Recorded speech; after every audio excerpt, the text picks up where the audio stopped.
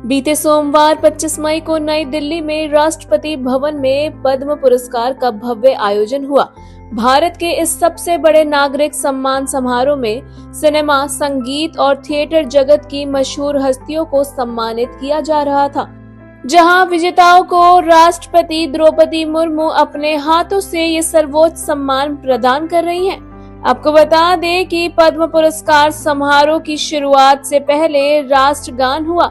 बता दें कि दिवंगत एक्टर धर्मेंद्र का पद्म सम्मान लेने के लिए उनकी पत्नी हेमा मालिनी पहुंची। इनके अलावा हेमा मालिनी और धर्मेंद्र की बेटी आहाना देओल भी इस दौरान नजर आई। दिग्गज एक्टर धर्मेंद्र को मरणोपरांत पद्म विभूषण से सम्मानित किया गया। धर्मेंद्र की पत्नी और दिग्गज अभिनेत्री हेमा मालिनी ने यह पुरस्कार प्राप्त किया। इस दौरान वह भावुक नजर आई। दिग्गज अभिनेता धर्मेंद्र का सम्मान लेने जैसे ही हेमा मालिनी पहुंची, बेटी आहाना के भी आंसू छलक पड़े। वहीं प्रख्यात वायलिन वादक डॉक्टर एन राजम को देश के सबसे सर्वोच्च नागरिक सम्मान पद्म विभूषण से सम्मानित किया गया है। आपको बता दें, भारत के एड गुरु पीयूष पांडे को मरणोपरांत पद्म पुरस्कार से सम्मानित किया गया। आपको बता दें, दिवंगत पीयूष पांडे का पद्म भूषण पुरस्कार उनकी पत्नी नीता जोशी ने ग्रहण किया। बंगाली अभिनेता प्रसन्नजीत चटर्जी को भारतीय सिनेमा और कला के क्षेत्र में उनके उत्कृष्ट योगदान के लिए वर्ष साल 2026 के प्रतिष्ठित पद्मश्री सम्मान से सम्मानित किया गया। सम्मान समारोह में राष्ट्रपति मुर्मू ने उन्हें यह सम्मान दिया। वहीं वाद्य यंत्र भापंग वादक गफरुद्दीन मेवाती जोगी को कला के क्षेत्र में पद्मश्री पुरस्कार से सम्मानित किया गया। वहीं गुजरात के दिग्गज लोक संगीतकार मीर हाजी कासम को पद्मश्री प्रदान किया गया। वह ढोलक वादक हैं। रघुवीर खेड़कर को कला एवं थिएटर के लिए पद्मश्री से सम्मानित किया गया। आपको बता दें, सोमवार आयोजित पद्म समारोह में अभिनेता धर्मेंद्र सिंह देओल और श्रीमती एन राजम को पद्म विभूषण से सम्मानित किया गया। वहीं डॉक्टर आर गणेश और पीयूष पांडे को पद्म भूषण से सम्मानित किया गया। इसी के साथ इस समारोह में पद्मश्री से सम्मानित होने वालों के नाम बिस्वा बंधु, भरत सिंह भारती, तागा राम भील, कुमार बोस, प्रसन्नजीत चटर्जी, गुरफुद्दीन मेवती जोगी, मीर हाजी कासम, रघुवीर खेड़कर, आर कृष्णन कितना, professor doctor Lars Christian Koch, Tripti Mukherjee, Harimadhav Mukhopadhyay, Dharmik Lal Chunni Lal Pandya, Garimella Balakrishnan Prasad, Deepika Reddy, Haricharan Saikia, Yumnam Jatra Singh and Swaminathan Arvindra Vaidya जैसे नाम शामिल हैं।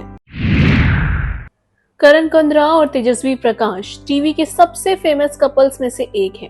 हाल ही में करण ने कहा कि वे तेजस्वी के माता पिता की तरह बन गए हैं और उन्हें फ्यूचर में अपने होने वाले बच्चों को लेकर चिंता होती है। जी हाँ, आपको बता दें कि करण कुंद्रा और तेजस्वी प्रकाश लंबे समय से टेलीविजन के सबसे प्यारे कपल्स में से एक रहे हैं, लेकिन देसी ब्लिंक्स शो के कारण वह लगातार चर्चाओं में बने रहते हैं। इस दौरान अपने रिश्ते के बारे में खुलकर किए कमेंट के चलते वह लगातार सुर्खियों में बने हुए हैं। एक एपिसोड में करण ने बताया कि उन्हें ऐसा लगता है जैसे वह तेजस्वी के माता पिता बन गए हैं, जिससे बच्चों के बाद आने वाली जिम्मेदारी को लेकर उन्हें चिंता होने लगती है। जी हाँ, शो के एक एपिसोड में करण कुंद्रा ने कहा, जब बात पति पत्नी की आती है तो आपको पति और पत्नी दोनों की भूमिका निभानी पड़ती है। मैं बस इतना चाहता हूँ कि वह शायद थोड़ी समझदार हो जाए, मुझसे कम अपेक्षा रखे क्योंकि मैं तुम्हारे लिए सब कुछ नहीं कर सकता। उन्होंने आगे कहा, एक बेवकूफी भरा उदाहरण ले लीजिए। अगर आप 4 बजे आ रही हैं तो आपने ये जिम्मेदारी मुझ पर छोड़ दी है कि मैं आपको लेने के लिए किसी का इंतजाम करूं। अगर मैं भूल जाऊं तो मैं मैनेजर हूं, मैं सचमुच उसकी देखभाल कर रहा हूं। शो में करण और तेजस्वी के रिश्ते में कई उतार चढ़ाव आए हैं। हालांकि उन्होंने सभी बाधाओं को एक साथ पार किया और करण कुंद्रा ने देसी ब्लिंक्स पर तेजस्वी प्रकाश को शादी का प्रपोज भी किया था। आपको बता दें कि शो के बाद ये कपल अंगद बेदी और नेहा धूपिया के यूट्यूब पॉडकास्ट में दिखाई दिया था और सगाई से पहले अपने लिव इन रिलेशनशिप के बारे में बात करता हुआ नजर भी आया था। वहीं करण कुंद्रा ने इस दौरान बताया था कि उनकी मां ने कहा है कि उन्हें अपनी बेटी पर बिल्कुल भरोसा नहीं और मुझे उनके बारे में सोचने के लिए समय लेना चाहिए क्योंकि वह ठीक नहीं है। उनके पिता को हमेशा रिश्ते से कोई आपत्ति नहीं थी। वहीं तेजस्वी प्रकाश ने आगे कहा कि वह ये सुनिश्चित करना चाहती थी कि वह कंफर्टेबल महसूस करे। मेरी मां ने ही जोर दिया था कि शादी का फैसला करने से पहले हम लिव इन रिलेशनशिप में रहें। बहुत से लोग इसके खिलाफ होते हैं, लेकिन मेरी मां का मानना है कि हमें साथ रहकर देखना चाहिए। करण और तेजस्वी की मुलाकात बिग बॉस में हुई थी।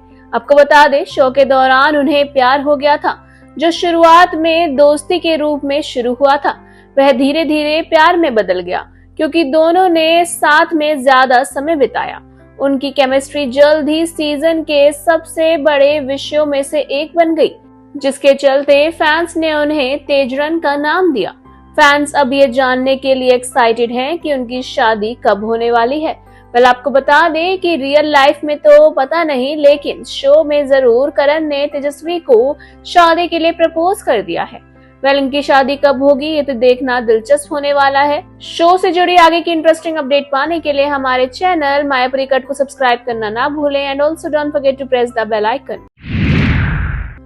बॉलीवुड के फेमस कपल विकी कौशल और कटरीना कैफ हमेशा से ही अपनी निजी जिंदगी को बेहद प्राइवेट रखने के लिए जाने जाते हैं।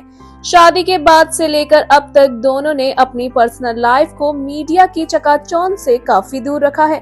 वहीं अब जब वह पेरेंट्स बन गए हैं तो वह अपने बेटे विहान की परवरिश भी उसी शांत तरीके और प्राइवेसी के साथ कर रहे हैं। हाल ही में मुंबई एयरपोर्ट पर कपल ने अपने बेटे को पेपराजी से मिलवाया, लेकिन साफ तौर पर यह अनुरोध किया कि उनकी तस्वीरें सार्वजनिक ना की जाएं। जी हां, आपको बता दें कि मुंबई एयरपोर्ट पर हाल ही में खास पल देखने को मिला जब कटरीना कैफ और विकी कौशल अपने बेटे विहान के साथ नजर आए। बताया जा रहा है कि ये पहली बार था जब कपल ने अपने बेटे को पेपराजी से मिलवाया। हालांकि उन्होंने मीडिया से साफ तौर पर अनुरोध किया कि बच्चे की तस्वीरें ना ली जाएं। इस दौरान कटरीना अपने बेटे को गोद में संभाले हुए दिखाई दी, जबकि विकी फोटोग्राफर से बातचीत करते दिखे। कपल की यह सादगी भरी अपील सोशल मीडिया पर काफी चर्चाओं में है। जी हां, आपकी जानकारी के लिए बता दें कि कटरीना कैफ और विकी कौशल ने 7 नवंबर को पेरेंट्स बनने की खुशी साझा की थी और अपने फैंस के साथ ये खुशखबरी शेयर करते हुए कपल ने एक पोस्ट भी शेयर किया था और लिखा था, हमारी खुशियों का बंडल आ गया। बहुत सारे प्यार और आभार के साथ हम अपने बेबी बॉय का स्वागत करते हैं। 7 नवंबर साल 2025, कटरीना और विकी। कैप्शन में उन्होंने इस सिंपल और दिल से लिखे हुए नोट को ब्लेस्ड ओम कहा था। वहीं आपको बता दें कि अपने फैंस के साथ ये खुशखबरी शेयर करते हुए जनवरी साल 2026 में कपल ने अपने बेटे का नाम विहान रखा, इसकी भी जानकारी दी। उन्होंने सोशल मीडिया पर प्यारी सी पोस्ट शेयर करते हुए लिखा, हमारी रोशनी की किरण विहान कौशल, दुआएं कबूल हुई, जिंदगी खूबसूरत है, एहसानमंद है हम। दिलचस्प बात यह है कि इस नाम का कनेक्शन विकी की superhit film Uri the surgical strike से भी है। इस फिल्म में विकी ने मेजर विहान सिंह शेरगिल का किरदार निभाया था, जो उनके करियर की सबसे यादगार भूमिकाओं में से एक है। विकी कौशल और कटरीना कैफ ने 9 दिसंबर साल 2021 को राजस्थान के सिक्स सेंस फोर्ट बरवाड़ा में एक छोटी सी इंटीमेट समारोह में शादी की थी। उन्होंने अपने रिश्ते को तब तक सीक्रेट रखा था जब तक उन्होंने शादी करके इसे ऑफिशियली ना कर दिया हो। शादी के बाद जो तस्वीरें सामने आई उसमें कटरीना लाल और सुनहरे रंग के लहंगे में बेहद खूबसूरत लगी, जबकि विकी ने क्रीम शेरवानी पहनी हुई थी। आपको बता दें, इन एक्टर्स के वर्क फ्रंट की बात करें तो साल 2025 में विकी कौशल ने छावा के जरिए बॉक्स ऑफिस पर इतिहास रच दिया। वहीं अब फैंस विक्की को जल्द ही संजय लीला भंसाली की mega starrer film love and war में रणबीर कपूर और आलिया भट्ट के साथ देखने वाले हैं। यह फिल्म एक ट्रायंगल लव स्टोरी होगी जो युद्ध की पृष्ठभूमि पर सेट है। वहीं कटरीना कैफ आखिरी बार श्री राम राघवन की फिल्म मैरी क्रिसमस में नजर आई थी, जो साल 2024 में रिलीज हुई थी। वेल, आपको कटरीना कैफ और विक्की कौशल से जुड़ी ये न्यूज कैसी लगी, हमें अपनी राय कमेंट सेक्शन में जरूर लिखिएगा। और ऐसी ही more interesting news stories update के लिए हमारे चैनल मायापुरी कट को सब्सक्राइब करना बिल्कुल ना भूलें and also don't forget to press the bell icon. Bollywood actor Ranveer Singh इन दिनों डॉन 3 को लेकर लगातार चर्चाओं में हैं। फरहान अख्तर की शिकायत के बाद FWICE ने उन पर बैन लगाया, जिसके बाद उन पर बॉलीवुड भड़क गया। जी हां, आपको बता दें कि रणवीर सिंह फिल्म डॉन 3 के विवाद को लेकर सुर्खियों में बने हुए हैं। फरहान अख्तर ने उनके खिलाफ FWICE में शिकायत दर्ज कराई, जिसमें रितेश सिधवानी ने फंडरेशन को बताया कि करीब 45 करोड़ खर्च करने के बाद एक्टर ने फिल्म को छोड़ दिया और आरोप लगाया कि उनकी वजह से भारी नुकसान हो सकता है। इसके बाद FWICE ने सोमवार रात को प्रेस कॉन्फ्रेंस आयोजित की, जिसमें रणवीर सिंह के खिलाफ सख्त रुख अपनाया गया और उन पर बैन लगा दिया गया। इसके बाद अब बॉलीवुड के कई सेलिब्रिटीज ने इस पर गुस्सा जाहिर किया। तो चलिए आपको बताते हैं कि क्या है पूरा मामला। बॉलीवुड डायरेक्टर संजय गुप्ता ने एक्स पर पोस्ट शेयर की और FWICE के खिलाफ आलोचना करते हुए लिखा, जब कोई मशहूर हीरो शूटिंग करता है तो सेट पर 300 से ज्यादा कर्मचारी काम करते हैं। उसे बैन करने का मतलब उसे रोकना नहीं बल्कि कर्मचारियों की रोजी रोटी छीनना है। भला इसमें क्या समझदारी है। वहीं फिल्म गैंग्स ऑफ वासेपुर की एडिटर श्वेता वेंकटर ने भी स्क्रीन से बात करते हुए FWICE के रणवीर सिंह पर बैन लगाने के फैसले पर बात की और कहा, हमें प्रोड्यूसर्स से बात करनी थी। इंडस्ट्री में करीब 242 एडिटर्स हैं। उनके हस्ताक्षर वाला एक लेटर भी भेजा गया था, जिसमें मुद्दे को एक्सप्लेन किया गया था, लेकिन उस बैठक के बाद से कोई संवाद या प्रतिक्रिया नहीं मिली। श्वेता ने इस दौरान 2023 का पुराना मुद्दा उठाया और FWICE को घेरा। साल 2023 में 242 एडिटर्स ने FWICE को बकाया राशि और सैलरी को लेकर लेटर लिखा था, जिस पर अब तक कोई कार्यवाही नहीं हुई है। इसके साथ ही FWICE द्वारा रणवीर सिंह पर बैन लगाने के फैसले पर अशोक पंडित ने भी चुप्पी तोड़ी। उन्होंने ई टाइम से बात करते हुए कहा, पहली बात, पूरा कन्वर्सेशन ही गलत हो गया है। ये बैन नहीं है, हम कोर्ट नहीं है, हम लोगों को बैन नहीं कर सकते। हमने नॉन कॉपरेशन इशू किया है। इसका मतलब होता है कि जो हमारे 30 क्राफ्ट के सदस्य हैं वे इनके साथ काम नहीं करेंगे। यह हमारी इच्छा है कि हम उनके साथ काम करते हैं या नहीं। हम एक ट्रेड यूनियन के जैसे हैं। हमने इशू किया है कि मामला अभी हल ही नहीं हुआ, क्योंकि हमने बहुत देखा है कि ये बहुत गलत ट्रेंड शुरू हो गया है। अंत में अशोक पंडित ने यह भी आशंका जताई कि मामला जल्द ही हल हो जाएगा। वहीं चंकी पांडे ने भी ई टाइम से बात की और इस दौरान उन्होंने बताया कि वो भी बैन हो चुके हैं, वो भी पूरे 1 हफ्ते के लिए।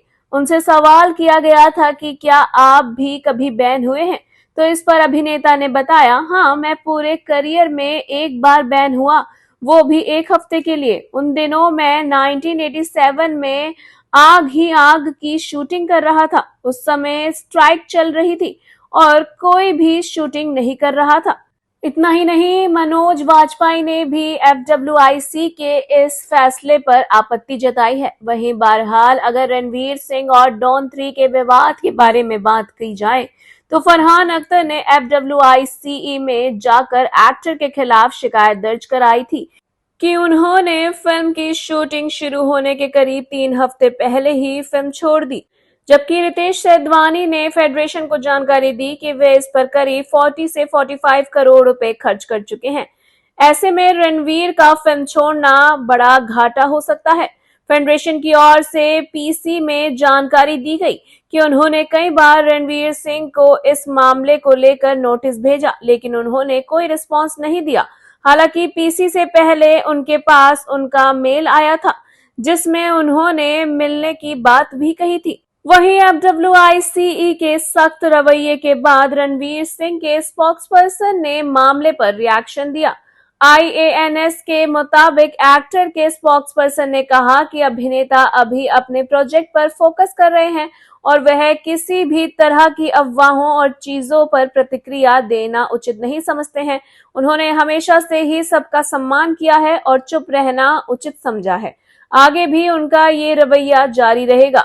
बाकी उन्होंने फिल्म की सक्सेस की भी कामना की थी। आपका इस खबर पर क्या कहना है, हमें अपनी राय कमेंट सेक्शन में जरूर लिखिएगा और ऐसी ही more interesting news stories update के लिए हमारे चैनल मायापुरी कट को सब्सक्राइब करना बिल्कुल ना भूलें and also don't forget to press the bell icon. मशहूर और दिग्गज अभिनेता रमाकांत दयामा का 26 मई को निधन हो गया है। वह पिछले कई महीनों से गंभीर बीमारी से जूझ रहे थे। अभिनेता की करीबी दोस्त और सह कलाकार शुभांगी लाटकर ने इंस्टाग्राम के जरिए इस बात की जानकारी दी। उन्होंने अभिनेता का एक खास वीडियो पोस्ट किया जिसमें वह दूसरे कलाकारों के साथ मस्ती करते, गाते, नाचते दिखाई दे रहे हैं। इस वीडियो को पोस्ट करते हुए शुभांगी ने उनके असमय जाने पर गहरा दुख व्यक्त किया। उन्होंने लिखा, हमने एक बहुत शानदार और जिंदा दिल इंसान को खो दिया। मेरे पास इस दुख को बयां करने के लिए शब्द नहीं है। रमाकांत जी सिर्फ मेरे करीबी दोस्त या परिवार जैसे नहीं थे, बल्कि वह एक ऐसे इंसान थे जिनके लिए मेरे दिल में बेहद सम्मान था। उन्होंने अपने जीवन में हर मुश्किल का सामना हंसते हंसते किया है। शुभांगी ने बताया कि रमाकांत भले ही कद-काठी में छोटे थे, लेकिन उनका हौसला और हिम्मत बहुत बड़ा था। उन्होंने लिखा, वह शानदार डांसर, बेहतरीन गायक और उम्दा अभिनेता थे। मेरे लिए वह एक समझदार सलाहकार भी थे, जिनकी हर बात दिल को छू जाती थी। हम जानते थे कि वह कई महीनों से बीमार थे, लेकिन दिल कहीं ना कहीं उम्मीद लगाए बैठा होता है। वहीं आपको बता दें कि इस दौरान शुभांगी ने आगे कहा, हमारे कई सपने अधूरे रह गए। वर्षों बाद मैं फिर उनके साथ काम करना चाहती थी। हमने साथ में एक खूबसूरत हिंदी नाटक करने की योजना बनाई थी। जब मैंने उनसे कहा तो उन्होंने मुस्कुराते हुए कहा था, बस जल्दी ठीक हो जाऊं। हमने मंच पर साथ मिलकर कविताएं प्रस्तुत करने की भी योजना बनाई, लेकिन वह सपना भी अधूरा रह गया। अभिनेत्री ने अपनी पोस्ट के आखिर में अभिनेता के व्यक्तित्व की प्रशंसा करते हुए लिखा, कुछ लोगों के जाने के बाद ऐसी खामोशी छोड़ जाते हैं वे लोग जिसे शब्दों में बयां नहीं किया जा सकता। आज का दिन भी वैसा ही है। रमाकांत जी, आपकी कमी हमेशा महसूस होगी। आपकी गर्मजोशी, हिम्मत, कला और खूबसूरत व्यक्तित्व हमेशा हमारे दिलों में जिंदा रहेगा। ईश्वर आपकी आत्मा को शांति दे। आपको बता दें, इस दौरान अभिनेत्री काफी भावुक होती हुई नजर आई हैं। आपको बता दें कि रमाकांत जी का जन्म 13 सितंबर 1956 में हुआ था। उन्होंने 69 साल की उम्र में इस दुनिया को अलविदा कह दिया है। वहीं बता दें कि उनके निधन की असली वजह अभी तक पता नहीं चल पाई है। उनके निधन की खबर सुनकर फिल्म इंडस्ट्री में करीबी लोगों ने उन्हें श्रद्धांजलि देना शुरू कर दिया है। रमाकांत जी को चाहने वाले लोग उनके परिवार के प्रति अपनी संवेदना व्यक्त कर रहे हैं। आपको बता दें, उन्होंने Chak De India, Ram Setu, scam 1992, the Harshad Mehta stories और ब्रदर्स जैसी फिल्मों में काम किया था। रमाकांत जी के असामयिक निधन पर आपका क्या कहना है, हमें अपनी राय कमेंट सेक्शन में जरूर लिखिएगा और इससे जुड़ी अपडेट पाने के लिए हमारे चैनल मायापुरी कट को सब्सक्राइब करना ना भूलें and also don't forget to press the bell icon. निर्माता रमेश दौरानी टिप्स और फिल्म है जवानी तो इश्क होना है के डायरेक्टर डेविड धवन की टीम ने आखिरकार वाशु भगनानी के आरोप पर अपनी चुप्पी तोड़ दी है। टीम ने इन आरोपों को निजी दुश्मनी से प्रेरित एक बदनाम करने की साजिश बताया है। बुधवार को फिल्म की टीम की तरफ से एक बयान जारी किया गया है जिसमें कहा गया कि श्री वाशु भगनानी द्वारा हमारे खिलाफ कई बेबुनियाद आरोप लगाए गए हैं।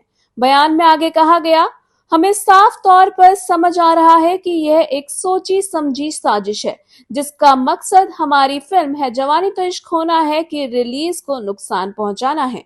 टीम ने बताया कि उनका और वाशु भगनानी का रिश्ता साल 1995 से चला आ रहा है।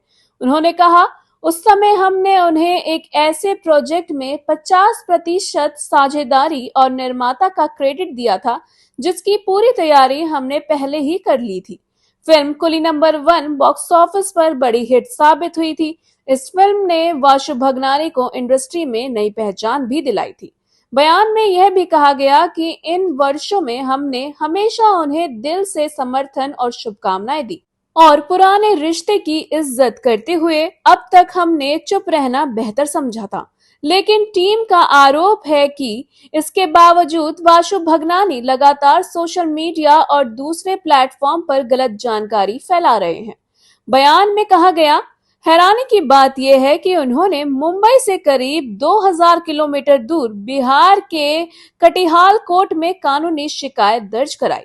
बातचीत से मसला सुलझाने की बजाय उन्होंने हमारी फिल्म से जुड़े सभी लोगों के खिलाफ कानूनी कार्यवाही का रास्ता चुना। रमेश तौरानी और डेविड धवन की टीम ने कहा कि वो वाशु भगनानी के इस रवैये से बेहद दुखी और निराश हैं। उन्होंने साफ तौर पर कहा कि चुनरी चुनरी और इश्क सोना है गाने के वैध और कानूनी अधिकार उन्हीं के पास हैं। बयान में कहा गया कि हम जनता से अपील करते हैं कि इस तरह की नकारात्मक और टारगेट बातों पर ध्यान न दें। हम दोहराना चाहते हैं कि चुनरी चुनरी और इश्क सोना है गानों के असली और कानूनी मालिक हम ही हैं।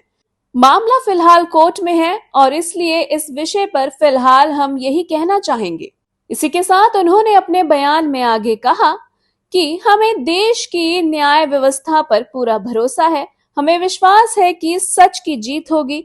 अपने दर्शकों से हम वादा करते हैं कि 5 जून को सिनेमाघरों में आपको एक शानदार डेविड धवन एंटरटेनमेंट देखने को मिलेगी। सत्यमेव जयते। गौरतलब है कि पिछले हफ्ते पूजा एंटरटेनमेंट्स ने बिहार की एक अदालत का दरवाजा खटखटाया था।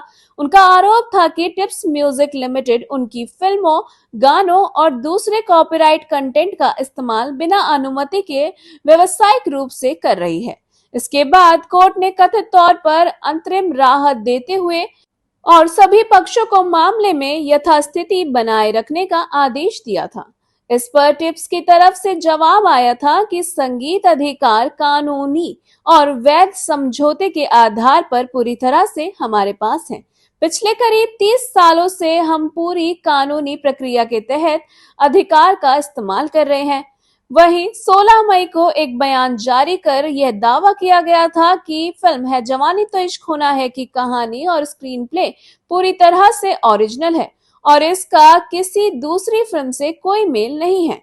फिल्म के ट्रेलर लॉन्च के दौरान रमेश तौरानी ने वाशु भगनानी के साथ चल रहे विवाद पर कहा था, सब कुछ ठीक हो जाएगा, आगे भी सब सुलझ जाएगा, कोई बड़ी समस्या नहीं है, मामला कोर्ट में है, इसलिए हम इसे कानूनी तरीके से संभाल रहे हैं। हालांकि यह बात वाशु भगनानी को पसंद नहीं आई थी। उन्होंने सोशल मीडिया पर इन दावों को गलत बताते हुए कहा कि अब तक उनके साथ कुछ भी सुलझा नहीं है और मामला अभी भी अदालत में चल रहा है। वाशु भगनानी ने आगे कहा, आज तक मेरे साथ कुछ भी सुलझा नहीं है। कैमरे के सामने सब सुलझ गया कह देने से सच्चाई नहीं बदल जाती। मामला अभी खत्म नहीं हुआ, सच अदालत से सामने आएगा, किसी और को माइक पकड़ा देने से नहीं। उन्होंने आगे कहा कि जब मामला कोर्ट में है तो इस तरह के सार्वजनिक बयान देना खुद अदालत की अवमानना करना है। आपका इस विवाद पर और टिप्स द्वारा साझा किए गए उनके स्टेटमेंट पर क्या कहना है, हमें अपनी राय कमेंट सेक्शन में जरूर लिखिएगा। और ऐसी ही more interesting news stories update के लिए हमारे चैनल मायापुरी कट को सब्सक्राइब करना बिल्कुल ना भूलें and also don't forget to press the bell icon.